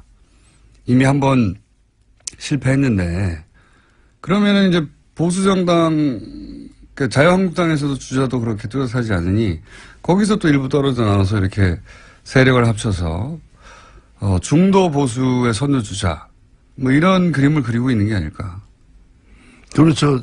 처음에 새정치할 때는 그 개혁 정치 개혁으로서 정치 시작을 했었지만은 결국에 이제 거기서 자리를 잡지 못하고 또 자리를 만들지도 못하고 계속해서 이제 역함 해가지고 저 뒷칸으로 가는지 1호차를 탔는데 지금 이제 차는 계속 달리고 있는데 저 뒷칸으로 이렇게 해서 보수 정치에서 보수 영역에서 새 정치를 해보자. 이제 그런 쪽으로 가고 그렇게 보이죠. 예, 그렇게 보여주죠. 예, 점점 보수화되고 있는 것 같습니다. 그래서 온전히 통합이 아니라 일부 이제 이탈하더라도 상관없다고 생각하는 게 아닐까. 그렇죠. 내쫓지는 않겠지만은 나가는 건 말리진 않겠다고 그런 뉘앙스로 또 얘기를 하기도 했죠. 예, 그런 스탠스인 것 같습니다. 그래서 그걸 새로운 3당 합당처럼 바라보는 게 박지원 전 대표인 것 같고, 예, 그렇게 합쳐지려고 하는 게 아니냐. 예. 그런 제안은 받을 수 없다. 이런 게 이제 박지원 대표를 위시한 호남계 의원들의 생각인 것 같은데, 가능할까요? 이 새로운 형태의 3당 합당이? 조기에 가능하지는 않을 거고요. 그것을 가능성이 일단 저는 적고 또 그걸 얻으려고 했을 때 그 놓아야 될 그 감수해야 될 어떤 손실도 있기 때문에 최대치가 지방선거 때 광역단체장 그 유력 광역단체장 후보 중심으로 한 선거연대가 아닐까 이렇게 보여지고 후보 그게 가능하려면은 본인이 나가야만 그 그림도 가능하다. 본인이 안 나간 채 본인이 안 나간 채 그냥 경기도는 누구 원래대로 누구 그 다른 서울은 누구 이런 식으로 나누어가지고는 시너지 효과가 없기 때문에 그냥 나누기만 할 뿐이지 어차피 다 못 나가니까 서로 취약 지역의 후보를 상대방 후보를 인정해주는 그런 정도의 대단히 강도가 약한 연대이기 때문에 이걸 강도를 좀 세게 하려면은 걸어야죠. 본인을. 예. 예. 그러다가 예를 들어 서울시장 선거에 본인이 직접 나왔는데 만약에 거기서 낙선하게 되면 정치적 타격이 굉장히 클 텐데요. 근데 정치라는 것이 옳다고 믿는다면은 크게 걸어야지. 안 다치는 위주로 가면은 예. 노회찬 대표님도 많이 다쳐왔습니다. 많이 낙선해 왔습니다. 상처투성입니다. 심지어는 의원직도 상실하기도 하셨고. 예. 예. 모든 종목을 석권하고 있습니다. 자, 그 정치권 이야기는 그렇고요. 최근에 MBC 사태는 이제 해결되어 갈 조짐이 보입니다. 이거 어떻게 평가하십니까? 네, MBC는 이제 한 고비를 넘겼다고 보여지고 이제 한 달 이내에 새 사장이 선임되면은 이제 빠르게 정상화되지 않을까 보여지는데 반면에 이제 KBS가 좀 시간이 많이 걸리게 지금 그렇죠. 되어 있습니다. 네. KBS 고대영 사장은 방송법이 통과되면 이제 그때 가서 거취를 결정하겠다는 건데 이 말은 안 하겠다는 거잖아요. 네. 그렇죠. 예를 들면 박근혜 대통령 물러가라 그러니까 개헌하면 물러간다는 얘기가 똑같은 거죠. 자기 후임이 누가 오느냐에 영향을 미치는 방송법 개정에 자기가 왜 갔냐 합니까? 그러니까요. 자기가 잘한 일을 잘못한 게 없다면 임기를 다 채우고 내년 말에 물러나야 될 사람이 중도에 물러난다면 그만큼 문제가 많았다는 걸 스스로 시인하는 건데 문제 많은 사람이 중도에 쫓겨나가면서 다음 사장은 어떤 사람이 돼야 된다. 또는 자기들이 유리한 사람들이 돼야 된다라고 요구하는 거와 마찬가지죠. MBC 김장겸 사장이 이제 해임안이 통과되면서 방문진에서 남긴 말도 화제예요. 이제 본인이 방송의 중립 또는 방송의 독립성을 지키지 못하고 이렇게 물러나게 돼서 순간에 굉장히 안타깝다. 본인이 그러니까 그동안 공영방송의 독립성과 중립성을 지켜왔다는 얘기죠. 본인은. 예. 예, 그 정도 되면 이건 병입니다, 사실은. 참, 우리 언론이 언론도 많이 되돌아봐야 될 지점이에요. 이제 우리나라의 여러 가지 어떤 경제적이나 문화적 수준을 볼 때 주요 방송들이 어떤 공영방송으로서 제대로 이제 신뢰받지 못하고 정립되지 못하는 데 대해서 좀 통렬한 자기 반성이 필요한 게 아닌가. 또 그걸 악용해왔던 정권들도 역시 마찬가지인 것이고. 그래서 이번 계기로 해가지고 특정 정권에 가까운 방송이 아니라 정권이 어떻게 변하든 간에 국민들을 대변하는 그런 공영방송의 어떤 공정성을 또 회복이 돼야 될 것 같아요. 김장겸 사장은 이제 친박 핵심인들과 정기적인 모임을 가졌다고도 얘기되고 그리고 박근혜 전 대통령이 감옥에서 허리가 아프다 걱정되는 거죠. 예. 그런 보도를 지상파 중에 유일하게 뉴스로 계속 내보냈던 친박에 대한 걱정이 무척 많은 방송이었거든요. 예. 그러니까 공영방송이 걸어야 될 길에 대해서 기본이 안 돼 있는 거죠. 그냥 사적인 관계나 그런 특정한 어떤 정파의 이익을 위해서 소중한 국민의 자산인 전파를 낭비하는 그런 일을 계속 해온 거죠. 이분은 해임되고 나서 어디로 가실까요? 예.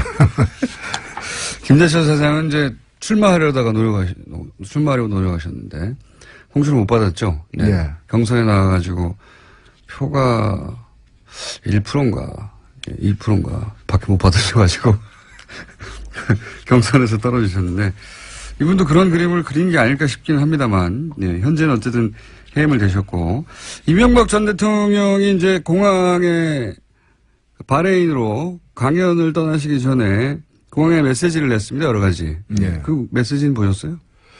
예, 저는 그 메시지는 그 메시지 자체가 우리 국민들을 좀 분노하게 만들기도 했지만 굉장히 이제 위급함을 느끼고 있는 그런 상황인 것 같아요. 본인들이. 예. 그렇죠. 이제 설마 했는데. 예. 설마 김관진까지 저렇게 되는 걸 보면서 이제 자신에 대한 형사처벌의 가능성, 형사처벌을 시도할 가능성, 충분히 있다라고 그쪽 진영에서는 예. 그 판단을 갖다 확실히 한 것 같습니다. 그래서 그에 대한 이제 그 일단 대응 방어책으로서 예. 우선 일성을 갖다가 그 바레인 나가면서 예. 바레인 간 뒤에 또 더 얘기가 무성하게 뻔하기 때문에 이제 1단계 대응을 한 게 아닌가 이렇게 보여집니다. 이제 보통 대통령이 직접 나오면 최후의 메시지가 나오는 건데 보통은 대통령이 할 말이 아니라 대변인이 할 말 아니었나요, 사실? 그렇죠. 예, 그 정도는. 그래서 저는 대통령이 직접 나와서 저 정도 메시지 할 거면 왜 하나 싶었거든요. 그만큼 이제 지금 인천공항에서 지금 한 발언이지만 예. 사실상 거의 그 서초동 포토라인에 서서 한 발언처럼 이렇게 얘기를 한 거죠. 예, 내용은 그렇습니다. 예, 예. 그리고 연습이었나요? 자기가 당사자라는 걸 잘 아는 거죠. 그래서 저는 이게 이 정도 위에는 그냥 뭔가 대단히 큰 게 있을 것처럼 우리를 건들면 끝장나는 거야. 이제 세계대전이 일어나는 거야. 이런 식의 가만히 있지 않겠다는 메시지가 계속 나오다가 전직 대통령이 직접 나왔는데 이제 세계대전이야 이런 메시지가 아니라 예. 이렇게 하면 나라가 쇠퇴하게 돼. 나를 이렇게 치면 안 돼. 이렇게 이 정도 메시지에 불과해가지고. 그 마지막에 그 얘기는 했었죠. 이 지시했느냐. 예. 댓글 공작 같은 거 지시했느냐. 상식적인, 상식 같은 말이어야 댓글을 하지 이런 식으로 해서 자기를 이제 구체적으로 방어하기 시작한. 그러니까 저는 법률 방어를 하고 있는데. 예. 제가 받은 인상은 이 법률 방어인데 법률 방어를 이렇게 첫 메시지로 한다는 건 사실은 이쪽에다가 세계대전을 일으킬 만한 카드가 없구나. 그렇죠. 예. 아니 지금 마음은 그 서초동에 가 있어요. 예. 그래서 예행 연습을 하고 있는 거 아니냐. 예. 서초동에 가 있다. 예. 실제 포토라인에 설 거라고 보십니까? 일단은 지금 이제 크게 두 가지인데 더 많은 것들이 앞으로 나올 가능성이 물론 있습니다만 현재까지 제기되는 의혹은 이제 국정원 의혹이 있고 국방부 의혹이 있는데 국정원 의혹은 사실은 원세훈 전 국정원장에 의해서 철저하게 부인되고 있어요. 그래서 이제 그 많은 어떤 그 의혹이 있지만 이제 당연히 보고됐을 것이다. 또는 지시까지 받았을 수도 있다. 근데 이제 직접적이고 구체적인 당사자의 진술이 없기 때문에 멈춰 있는 반면에 국방부 의혹, 사이버 사령부 의혹 같은 경우에는 이제 지시를 받았고 보고를 했다라고 얘기하고 심지어는 우리 사람으로 뽑아라. 그 심리 전단 이제 댓글 부대원들이죠. 그걸 그걸 지시하면서 느리라라고 지시하면서 어떤 사람으로부터 충원할 것인가까지도 이제 지시를 했다는 거 아닙니까? 국방부 장관, 그러니까 사이버 사령부하고 국정원에서 각각 댓글 공장이 있었는데 국정원 쪽 댓글 공장은 원세훈 전 원장이 입을 열어야 되는데 거기는 입을 안 열고 있고 이쪽은 이제 김관진 입을 열기 시작했죠. 입을 연 거죠. 그러면 이제 그 구체적 진술이 있었던 겁니다. 그러면 거기에 대해서 어쨌든 내가 진술을 그렇게 지시한 거다라고 시인하든가 아니면 내가 지시한 말의 뜻은 딴 내용이었다라고 이렇게 발뺌하거나 어쨌든 진술을 할 필요가 생긴 거죠. 그렇죠. 그래서 그 진술을 갖다가 서면으로 받느냐 출두시켜서 받느냐 아니면은 이제 그 출장 나가서 받느냐에 따라 이제 방법론만 남아있을 뿐. 그 남아있을 뿐 진술 받는 거는 불가피하다. 현재까지는. 그래야 이제 수사가 매듭이 지어지다 그 다음 페이지로 넘어갈 수 있다라는 거죠. 그렇죠. 예, 당사자니까. 요 댓글 공작 사안은 그렇고요. 지금 한참 많은 사람들이 궁금해하는 다스는 누구 겁니까? 요것도 수사가 되어서 어느 순간 포토라인에 쓸 가능성이 있지 않습니까? 그렇습니다. 예. 일단은 수사는 수사 진척 정도를 우리가 알 수 없고 알 수 없긴 합니다만은 지난 국정감사에서 서울중앙지검장이라거나 또는 검찰총장이라거나 법무부 장관이 한 발언에 따르면은 이것을 수사 못할 이유가 없다라는 거고 문제가 발견되면 해야 한다. 해야 된다는 거죠. 그래서 이미 게시되었는지 안 됐는지도 확인이 지금 안 되고 있는 상황이죠. 그러니까요. 예. 그거는 댓글 공작보다는 좀 은밀히 진행되고 있는 것 같긴 합니다. 검찰 내에서. 그렇죠. 사건이 성립되는지 따져보고 있는 거 수준인 것 같고. 그럼 내년쯤 돼야 이거는 윤곽이 좀 나오겠네요. 계속되는 상황이죠. 제가 볼 때는. 요즘 또 한 갈래로 자원외교 얘기도 그 중간중간 나오지 않습니까? 네. 볼레로 광산 얘기도 오늘 나왔던데. 이 자원 외교 쪽은 어떻게 보십니까? 예, 이미 저쪽에서는 이건 정책적 결단으로 이루어진 사업 중에는 성공한 것도 있고 실패한 것도 있는데 그걸 다 그러니까요. 형사처벌의 대상으로 삼으면 되느냐. 네, 기본 그리고 논리가 문제가 그겁니다. 많았다는 거죠. 네. 특히 근데 자원외교 같은 경우에도 상식적으로 정책적 판단의 미스로 벌어진 것인지 네. 아니면 말도 안 되는 이제 그냥 뭐 직무유기에 가까운 그러한 네. 일탈 행위로 인해 가지고 빚어진 참사인지는 혹은 사기인지요. 예, 그렇죠. 그것도 하나 따져주십시오. 그렇죠. 예. 그리고 사실은 우리가 그런 예가 많았습니다만은 이미 예정된 사기 있죠. 예. 이제 그 과정을 통해서 뭔가 옆으로 빼돌리는 그걸 예정하고 이제 진행하는 일도 과거에 보면은 그런 대형 비리로서 있었기 때문에 이 자원외교와 관련해서 철저한 어떤 이 좀 조사가 필요하다고 봅니다. 근데 자원외교가 국내에 있었던 비리 사건하고는 다르게 해외에서 벌어졌다 보니까 돈을 추적하기도 어렵고 굉장히 수사가 어려워요. 그래서 다 왜 해외에서 했는지 모르겠는데 이게 과연 밝혀질까요? 쉬운 일은 아니죠. 굉장히 어려운 일이다. 지금도 뭐 해외 계좌설은 뭐 끊임없이 지금 나옵니다만은 구체적인 물증을 잡기가 만만치는 않은 것 대목이죠. 자원외교야말로 사실 단위가 국내에 있는 뭐 사건들 몇백억, 뭐 천억 이런 거하고 차원이 다르지 않습니까? 조 단위로 보통 이루어졌기 때문에. 그 다음 정권하고 비교가 많이 되는 대목이죠. 박근혜 정부는 워낙에 뭘 안 했기 때문에 뭐 미용 시술이나 이런 거 소소한 거 말고는 한 게 별로 없기 때문에 크게 한 게 K스포츠 미르재단 이런 정도였던 거죠. 그러니까 그 여러 가지로 이제 법을 어긴 거에는 문제지만 규모는 그렇게 크지 않은 반면에 민간인이 딱 껴서 잡힌 거죠. 그 전 정부는 굉장히 큰 걸 많이 했죠. 시스템적으로 했습니다. 이게 훨씬 더 많은 세금이 날아가고 지금까지도 피해를 입히고 있는 건데 이거를 해결하기가 정말 어려워요. 네, 뭐 길고 짧은 건 대봐야 알죠. 뭐 지금까지 잘 감춰왔다 해서 앞으로 안 드러나라는 법은 없는 거니까요. 자, 자원외교가 정말 어렵습니다. 내용도 어렵고 해외에서도 벌어졌고 검증하기도 어렵고 이거는 정책에 불과했다. 정책적 실패 이렇게 해버리면 그렇게 방어해 왔습니다. 지금까지. 네.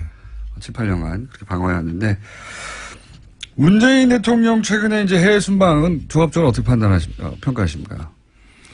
예, 일단 뭐 무난하게 취임 6개월 만에 굉장히 외교적으로 이제 힘들고 어려운 맞습니다. 그리고 대단히 복잡하고 대단히 이제 좀 불안정한 고차원 방정식을 물려받았죠 사실. 근데 일단은 뭐 대미 관계나 대중 관계를 중심으로 해가지고 초기 좀 이 뭐 진화가 된 것 아닌가. 봉합 수준이 된 것 같아요. 예, 그래서 상당히 저는 뭐 다행스러운 결과다 이렇게 생각됩니다. 신남방 정책 이건 뭡니까? 어떻게 보십니까?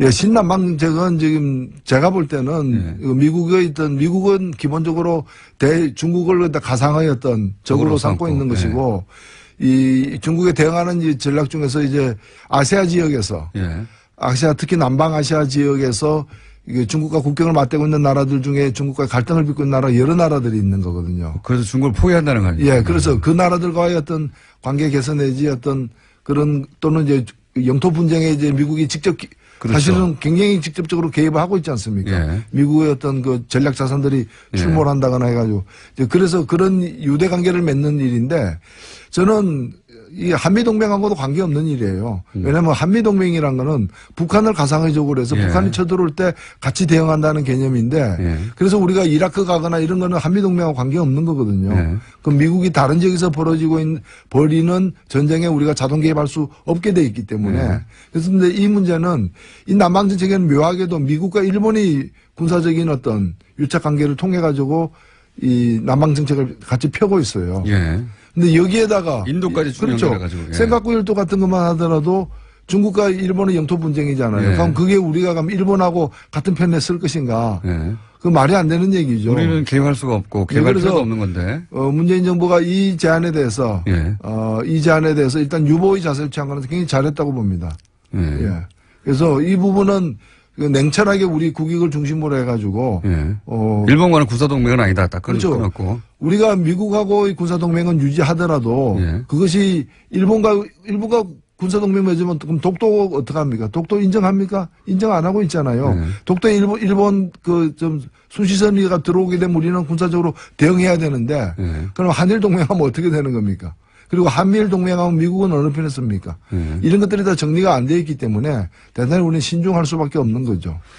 근데 아세안, 이제 북미 관계는 그런데 아세안에 가서 지금 힘을 방점을 두고 있잖아요. 최근에는 그 신남방 정책이라고 아세안도 굉장히 복잡하기 때문에 나라마다 다 다르고 하기 때문에 우리가 개별적으로 그러니까 하나의 어떤 노선을 가지고 거기에 동조할 수 있는 국가들하고만 관계를 가깝게 하는 것이 아니라 또 우리도 여러 가지 강온 전략 여러 가지 또는 그 가볍고 무겁고 이런 여러 가지 대응의 카드를 가지고서 개별 국가와의 어떤 유대를 강화하는 게 좀 중요하다고 봅니다.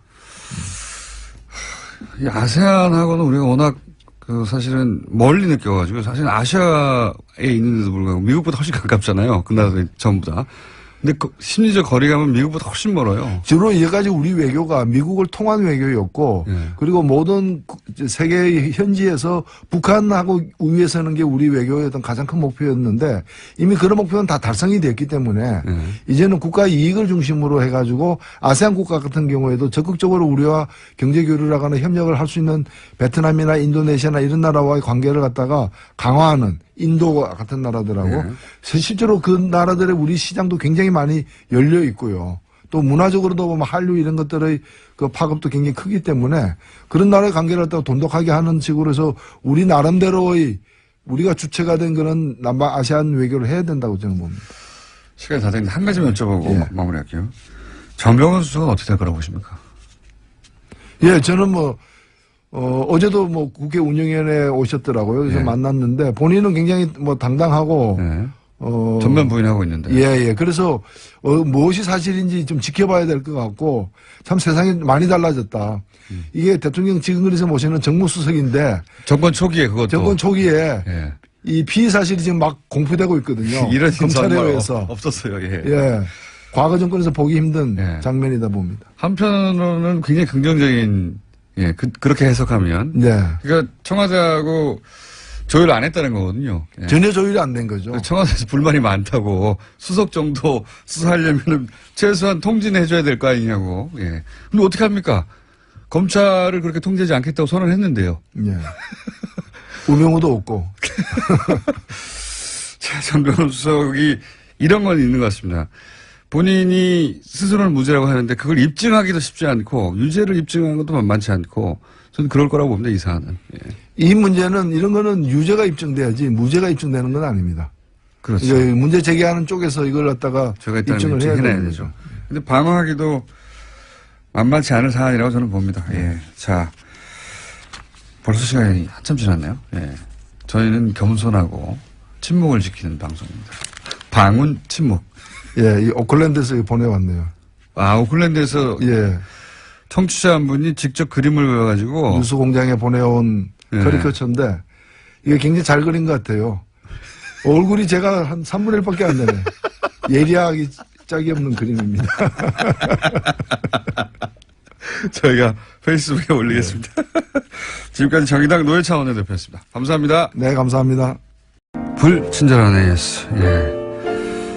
이명박 전 대통령의 가훈이 정직이라면 뉴스공장의 가훈은 침묵이다. 라고 했더니 뉴스공장의 가훈을 또 많은 분들이 보내주셨습니다.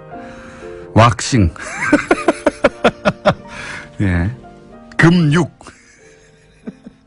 이런 걸로 정하라고. 면도도 있고요.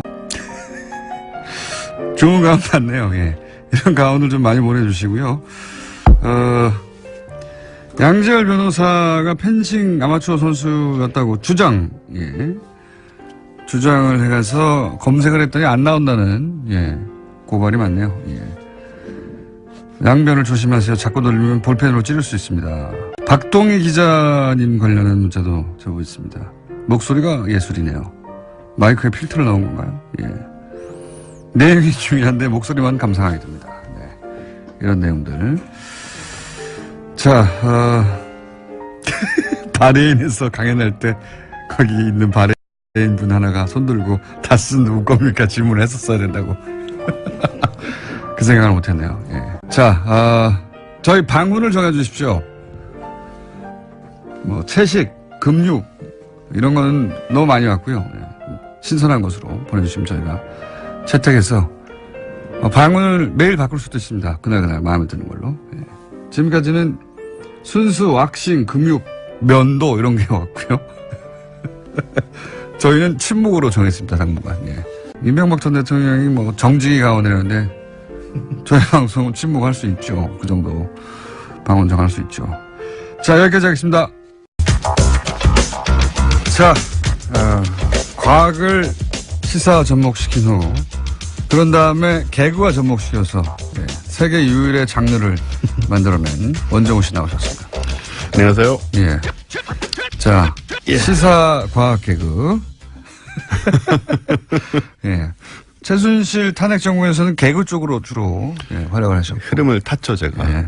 다시 이제 과학적으로 넘어오려고 하고 있습니다. 그러려고 하고 있습니다. 예, 잘 되지는 않고 있어요. 오늘은 뭡니까? 좀 전에 그 채식 뭐 이런 얘기 하셨잖아요. 채식. 예. 예, 금육? 예, 금육. 고기를 안 드시겠다는 얘기인 거죠. 그러니까 내가 안 먹겠다는 게 아니라 사람들이 그걸 방언으로. 왜냐하면 이명박 전 대통령의 가훈이 정직이라면. 네. 우리 방언은 뭐든지 될 수 있는 거거든요. 그렇죠. 어떤 불가능한 것이라도. 그러니까요. 그래서 금육하라. 예. 네. 그거랑 좀 관련 있는 얘기인데요. 예. 당연히 디톡스 이런 거 안 해보셨죠? 디톡스라는 게 이제 몸에 독소를 빼낸다 뭐 이런 거. 예, 뭐 해독 주스 이런 예, 거. 서양에서 와서 무슨 이상한 색깔의 주스 이렇게 쭉 마시고. 야채, 채식 예, 위주. 예. 그거 먹으면 죽어요.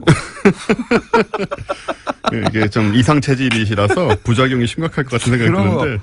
그 위에 큰 부담이 됩니다. 그런 거. 갑자기. 그거 정확하게 모르겠는데 그런 거를 계속 뭐 며칠간 마시는 거 아니에요? 밥 안 먹고? 예, 디톡스라는 말이 뭐 여러 가지로 쓰이지만 이제 우리나라에서는 주로 주스, 밥 잘 안 먹고 고기, 육류 끊고 이제 각종 야채나 과일 같은 걸로 뭐 갈아 넣어가지고 그렇죠. 며칠간 먹는 거죠, 그게. 그럼 뭐 여러 가지 프로그램이 있습니다. 이것도 다이어트 하는 용도도 있고 뭐 소위 몸을 정화한다.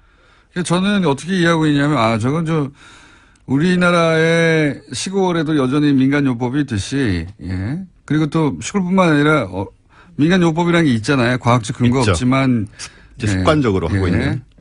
손가락 딴다든가. 네, 그런 거죠. 예. 그게 뭐 과학적 근거가 있는지 저는 모르겠습니다만 여전히 하고 있는데 그런 것처럼 서양 사람들이 생각하는 민간요법 수준이라고 저는 받아들였지. 예. 뭐 당연히 서양에도 그런 게 많은데요. 예. 이제 원래 이제 서양에서 시작을 한 거죠. 근데 우리나라에서는 계속 이제 좀 인기를 끌고 있는데 일단은 지난번에 제가 숙변 얘기 드렸잖아요. 예, 숙변 다 존재하지 않는다. 예. 좀 충격을 받으신 분들이 많은 것 같더라고요. 예. 그걸로 장사를 많이 해왔으니까요. 네. 예. 그리고 너무 진실처럼 정립돼 있다 보니까 당연히 이게 진실이 아닐 수는 없다고 생각을 해오신 분들이 많고. 그렇죠. 혈액형에 따른 성격 그렇죠. 분류라든가. 예. 그 기원을 알면은 말도 안 되는 거거든요. 그렇죠. 예. 그 일본의 작가 뭐 이런 분들이 만들어낸 아무런 얘기인데. 과학적 근거 없이 얘기했던 거라고. 네. 근데 오래 쌓이다 보니까 그렇습니다. 당연히 맞는 거라고 생각하시는 분들이 문화적인 있는데. 어떤 힘을 갖게 되는 그런 경우인데 이 디톡스란 것도 좀 이제 그런 식으로 저는 처음부터 믿지 않았어요. 나올 때부터. 아니, 그럼 이름부터 벌써 좀 예. 수상하죠. 그 예. 이름을 좀 얘기해. 야채 먹으면은 독소가 빠진다?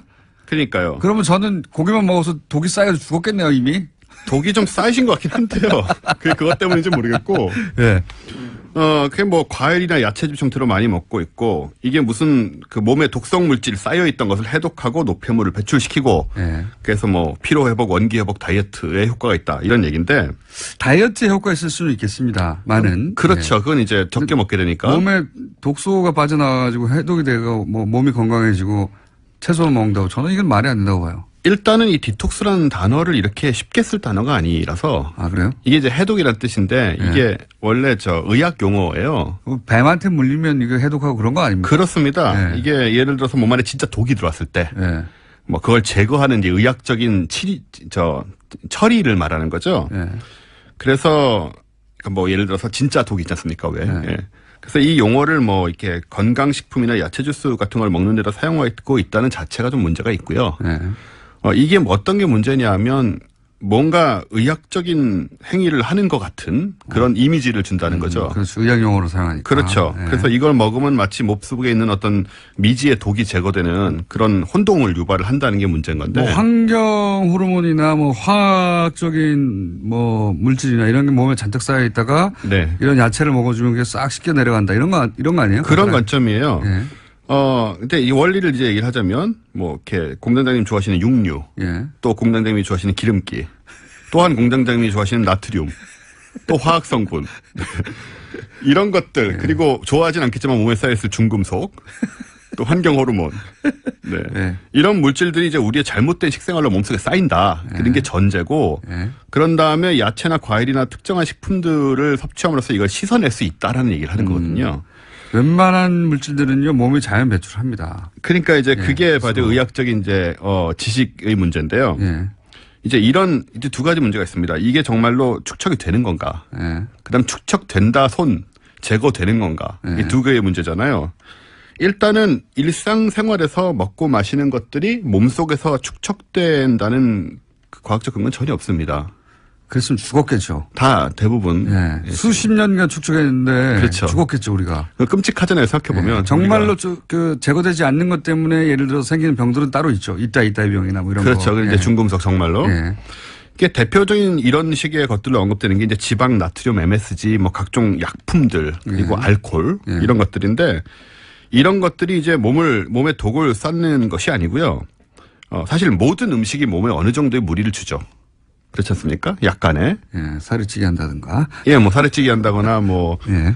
피부에 기름. 몸이 이제 음식을 처리하느라고 이제 에너지를 쓰죠. 예. 그렇죠. 근데 이런 이제 무리들이 오고 뭐 약간 독성은 다 있는 건데 그거를 이제 간과 신장이 걸러내는 거거든요. 예. 간과 신장이 웬만한 식품 속의 독성은 다 걸러냅니다. 안 그러면 죽었겠죠. 잠깐 계속 얘기하지만. 그러니까 그게 예. 있는 거죠. 예. 물론 많이 먹으면 나쁩니다. 뭐든지. 예. 그래서 뭐든지 많이 먹으면 나쁩니다. 그래서 물도 치사량이 있고 밥도 치사량이 있어요. 그래요? 예. 밥을 몇 공기를 먹으면 치사량입니까? 위가 임계점을 지나가는. 그렇죠. 예. 뭐 100공기 먹으면 죽지 않을까요? 그럴 수 있겠네요. 물도 한 50리터 먹으면 죽지 않을까요? 그렇죠. 몸이 알겠습니다. 그런 거죠. 예. 이렇게 이런 식이기 때문에. 근데 의학계에서 디톡스라고 지금 민간에서 하는 디톡스는 의학적 효과가 없다라고 하는 어떤 보고를 내거나 한 적이 있어요? 네, 그 의학계에서는 플라시보 효과가 있을 수는 있다고 해요. 아, 플라시보 정신적으로. 그러니까 이제, 그렇죠. 예. 평소에 이제 식습관을 좀 멈추고 이제 새로운 것들을 좀 먹고 하니까 학계에서는 그냥 플라시보 효과 정도. 예. 네, 그 정도로 생각을 하고 있고 예. 일단 이게 쌓이는 게 아니고 게다가 이제 뭘 먹어서 독을 제거한다는 게 주로 이제 이런 관점입니다. 자연산 원료. 예. 뭐 식물, 천연물 이런 거를 먹으면 이제 몸에 좋기 때문에 독성을 제거할 수 있다는 건데 천연물이 몸에 좋지 않습니다. 아니 우리 그 인류는 말이죠. 제 그 지론입니다. 인류는 이미 우리 조상 때부터 수백만 년간 잡식이었어요. 네. 뭐든지 손에 닥치는 대로 고기부터 시작해 다 먹었어요. 그렇죠. 그렇게 해서 쌓여진 유전자고 몸이에요. 근데 갑자기 채소만 먹어봐요. 그게 몸에 좋을 리가 있습니까? 채소만 먹는다고? 그게 어쨌든 간에 이제 뭐 자연산이라고 좋아하는 그 몸에 좋다라는 그런 관념이 너무 팽배하게 있는데 그러니까 우리나라만 그런 건 아니지만 예. 자연산이 위험한 거 굉장히 많죠. 독버섯. 그렇죠? 완전 자연산 아닙니까? 보고알. 완전 자연산이고요. 그럼 뭐 맹독성 물질이 허다합니다. 자연산에. 자연산에. 예. 그래서 육류나 뭐 기타 다른 거가 마찬가지로 뭐 나쁜 성분들이 얼마든지 있어서 자연에도 나쁜 성분이 많다. 예, 굉장히 네. 많기 때문에 사실 어떻게 보면 이게 이제 논란의 여지가 있지만 소위 화학 성분이라고 말하는 것들이 오히려 과학계와 의학계의 시험을 통과한 물질들입니다. 그렇잖아요. 그러니까 뭐 그런 그 화학적으로 인간이 만드는 물질들이 몸에 나쁜 게 많다 보니 또 거꾸로 네. 그렇게 만들어내는 건 더 나쁠 거라고 생각하는 것이 있고 또 정반대로 자연에 있는 것은 상대적으로 더 좋을 거라고 생각하는 인식이 있는 것이지. 그 인식이 있는 거죠. 구체적으로 따지자 보면 인간이 만들어낸 것 중에 몸에 굉장히 좋은 것도 있고. 그렇죠. 예. 우리가 먹는 약들이요. 예. 안 그러면 그렇습니다. 죽었을 텐데 그렇게 화학적으로 구성한 물질 먹고 우리가 살아나는 거 아니에요. 네. 예. 그래서 아무튼 뭐 현대인이 예. 야채 섭취량이 줄어든다는 의미에서 야채즙 먹으면 나쁠 건 없습니다. 예. 근데 이제 문제는 뭐냐면 이게 몸에 쌓인 독을 몰아낸다거나 만병을 막을 수 있다. 이런 식의 아니다. 생각은 이제 하지 말자. 이런 디톡스 기법이 거꾸로 극단적으로 가면 몸에 나쁘다 이런 건 없어요? 있죠. 있겠죠. 디톡스라는 것 중에, 그러니까 말씀하신 것처럼 너무 이제 또 채식이 안 맞는 사람들이 이런 걸 오래 먹으면 몸이 허해진다거나 또 뭐 몸이 안 좋아질 수도 있고. 영양실조 걸리겠죠. 그럴 수도 있죠. 그럴 수도 있고 또 특히 다이어트를 목적으로 하는 경우에는. 그다음에 디톡스란 게 뭐 주스만 말하는 게 아니고 이런 거 있어요. 커피 관장 이런 거 있거든요. 커피 관장은 예, 뭡니까? 커피로 관장하는 겁니다. 자세한 진짜로? 설명을 생략하겠습니다. 커피만 계속 먹어서 결국은 아니요, 먹는 게 아니고 예. 관장이란 것은 이제 커피를 주입하는 거죠. 그러면 들어가는 입구가 입이 아닌 것인 그렇습니다. 겁니까? 커피를? 네. 그런 것도 있어요? 그런 것이 있습니다. 이게 한때 끔찍하네요. 심지어 각광도 받았는데 예. 이게 굉장히 위험해요. 당연히 위험하겠죠. 네, 그런 거를 거기 주입하는 그게 목적이 아니잖아요, 원래. 그래서 야, 폐혈증에 걸릴 수도 있고 그걸 왜 하는 겁니까? 디톡스 하려고요. 그걸 하면 이제 커피로 장을 디톡스 한다고요? 네, 그런 관점이 누가 있습니다. 그거 그렇죠. 업체들이 있어요, 그걸 하는. 네. 예, 나름 성행하고 있습니다. 야, 하여튼 이런 거 전혀 이제 도움 안 되고. 무섭네요. 그래서 이제 말씀하신 대로 우리가 이런 마케팅이 만들어진 습관이 만들어진 환상에 자꾸 속는데 네. 이제 좀 언론의 방송에서 계속 이야기를 하기 때문에 믿어버리는 거거든요. 근데 이제 그냥 상식입니다. 음식은 그냥 균형 있게 고기만 너무 많이 드시는 것도 좋진 않습니다. 그게 또 체질에 따라서 아, 달라요. 예, 그렇겠죠. 네. 체질이라는 게 있는지 없는지라는 것도 사실 과학적인 논란의 문제긴 한데. 그거는 저는 있다고 볼 수밖에 없는 게 저를 임상 대상으로 보고 판단할 때 제가 한번 그 건강검진에서 의사 선생님이 그런 얘기 네. 하셨거든요. 평생 고기를 먹은 적이 없는 혈관이라고. 아. 예, 평생 고기만 먹어왔다고 하니까 예, 그런 체질이 또 있긴 있나 봐요. 그렇군요. 예. 어쨌든 이제 음식은 상식적으로 균형 있게 먹으면 되고 아프면 아까 말씀하신 대로 약을 먹으면 됩니다.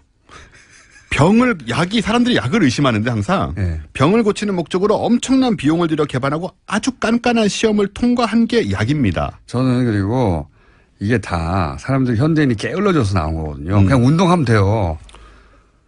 운동하세요? 이런 거 안 먹고 그냥 먹고 싶은 거 먹고 운동하면 돼요. 근데 그게 간단하게 해결하고 싶으니까 뭐 이런 거 저런 거 나오는 거예요. 그 간사한 마음을 업체들이 이용하는 거고요. 그렇습니다. 예. 그리고 과학을 믿자, 약을 믿자. 너무 많이 먹지만 않으면 약이 보약입니다. 예, 디톡스 하지 말고 몸을 많이 움직이세요. 그렇습니다. 그런 의미에서 오늘 방송 끝나고 고기 먹으러 가야죠. 지금까지 원종우 씨였습니다. 감사합니다. 감사합니다. 안녕!